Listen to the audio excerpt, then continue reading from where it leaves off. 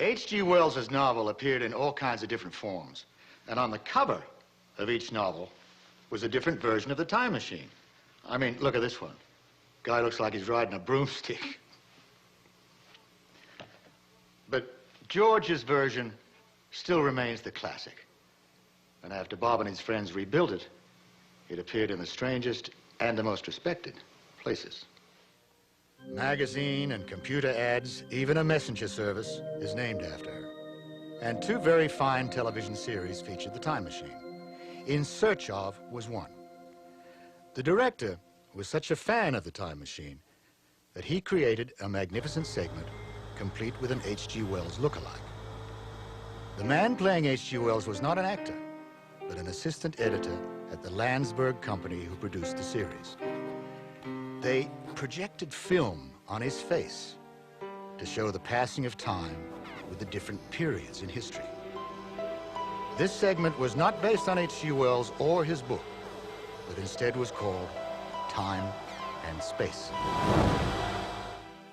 Then it appeared on the excellent PBS series Cosmos, hosted by Carl Sagan, who found the machine so comfortable that he refused to come down from the 14-foot-high pedestal under the hot lights. Now, were you imagining which century you were in, Mr. Sagan? Were you in the past or the future?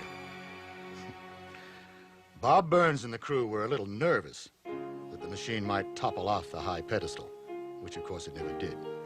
But it was during the filming of this show that a near disaster did happen. Sometimes people tend to forget that the machine is a movie prop, and mechanized props are very fragile. The only way the machine can be lifted is by the wooden base. Well, one of the overly zealous prop men didn't listen and tried to pick it up by the brass railings, pulling out all of the electrical wiring. It took hours to replace him. But luckily for the prop man and the film's schedule, the machine still worked.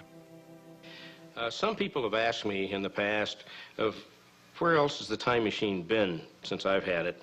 And I sort of say, well, the time machine is alive and well and still traveling, because it is. We had it like on display at Magic Mountain.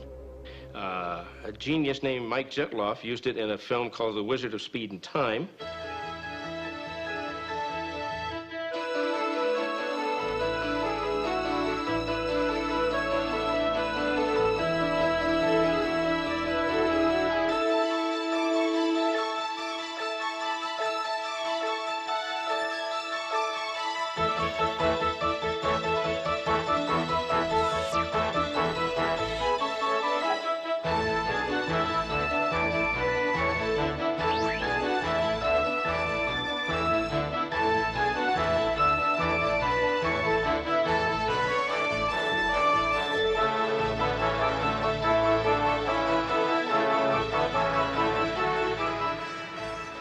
The next two appearances were the Back to the Future promos and the Gremlins. Now, in the Gremlins, Hoyt Axton was attending an Inventors Convention, and this whole sequence was conceived by the producer, Steven Spielberg.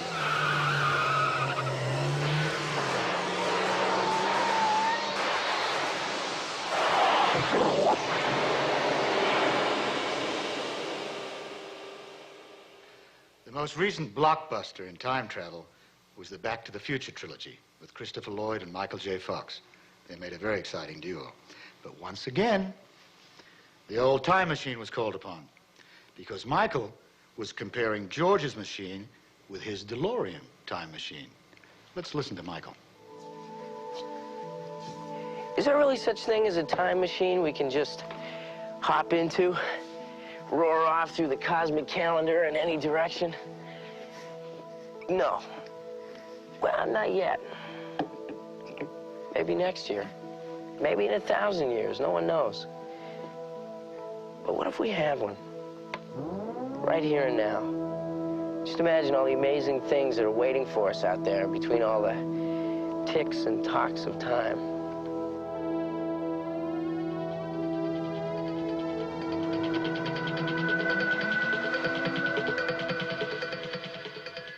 And how does our hero get to where he's going in time?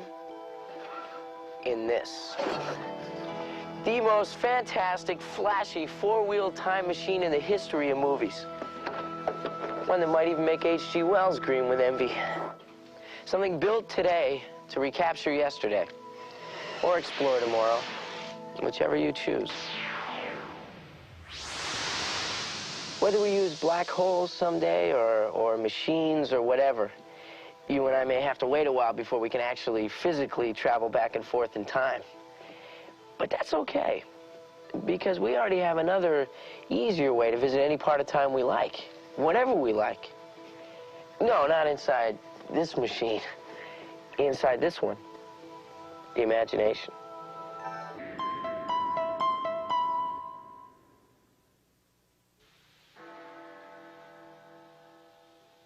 It was 32 years ago that I last saw George with some friends. Since then, no one has seen him. No one. He told us about a journey he took with some confounded machine.